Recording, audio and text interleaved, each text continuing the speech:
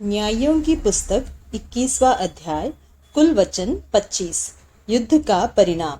इस्राएली पुरुषों ने तो मिस्पा में शपथ खाकर कहा था कि हम में से कोई अपनी बेटी किसी बिन्यामीनी को न ब्याह देगा।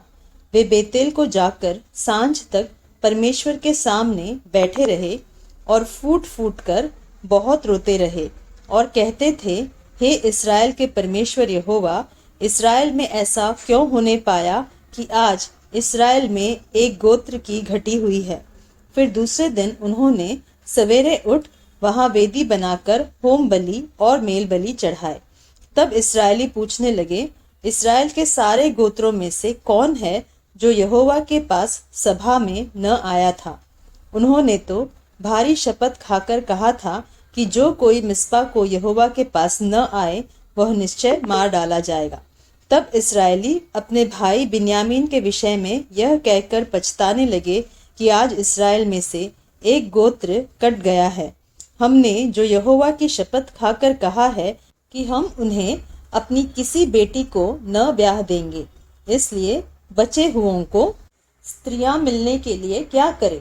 जब उन्होंने यह पूछा कि इस्राएल के गोत्रों में से कौन है जो मिस्पा को यहोवा के पास न आया था, तब यह मालूम हुआ कि गिलादी यावेश से कोई छावनी में सभा को न आया था। अर्थात जब लोगों की गिनती की गई तब यह जाना गया कि गिलादी यावेश के निवासियों में से कोई यहाँ नहीं है।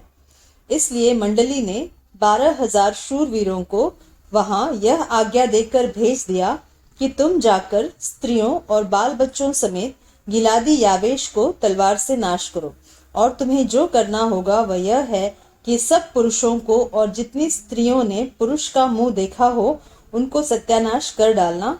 और उन्होंने गिलादी यावेश के निवासियों में से 400 जवान कुमारियां मिली जिन्होंने पुरुष का मुंह नहीं देखा था, और उन्हें वे शीलो को जो कनान देश में है छावनी में ले आए। तब सारी मंडली ने उन बिन्यामीनियों के पास जो रिम्मोन नाम चट्टान पर थे कहला भेजा और उनसे संधि का प्रचार कराया। तब बिन्यामीनी उसी समय लौट गए और उनको वे स्त्रियां दी गई जो गिलादी यावेश की स्त्रियों में से जीवित छोड़ी गई थी, तो भी वे उनके लिए थोड़ी थी। तब लोग बिन्यामीन के विषय फिर यह कह के पछताए कि यहोवा ने इस्राएल के गोत्रों में घटी की है। तब मंडली के वृद्ध गोत्रों ने कहा कि बिन्यामीनी स्त्रियां जो नाश हुई है, तो बचे हुए पुरुषों के लिए स्त्री पाने का हम क्या उपाय करें। फिर उन्होंने कहा, बचे हुए बिन्यामीनियों के लिए कोई भाग चाहिए, ऐसा न हो कि इस्राएल में से एक गोत्र मिट जाए। परंतु हम तो अपनी किसी बेटी को उन्हें ब्याह नहीं दे सकते, क्योंकि इस्राएलियों ने यह कहकर शपथ खाई है कि शापित हो वह जो किसी बिन्यामीनी को अपनी लड़की ब्याह दे। फिर उन्होंने कहा, सुनो, शीलो जो बेतेल की उत्तर ओर और उस सड़क की पूर्व ओर है जो बेतेल से शकेन को चली गई है और लबोना की दक्षिण ओर है, उसमें प्रतिवर्ष यहोवा का एक पर्व माना जाता है। इसलिए उन्होंने बिन्यामीनियों को यह आज्ञा दी कि तुम जाकर दाख की बारियों के बीच घात लगाए बैठे रहो और देखते रहो, और यदि शीलो की लड़कियां नाचने को निकले तो तुम दाख की बारियों से निकलकर शीलो की लड़कियों में से अपनी अपनी स्त्री को पकड़कर बिन्यामीन के देश को चले जाना।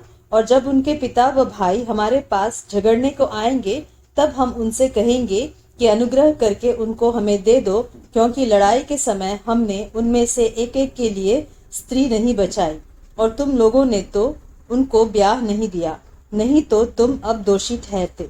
तब बिन्यामीनियों ने ऐसा ही किया, अर्थात उन्होंने अपनी गिनती के अनुसार उन नाचने वालियों में से पकड़कर स्त्रियां ले ली। तब अपने भाग को लौट गए और नगरों को बसाकर उनमें रहने लगे।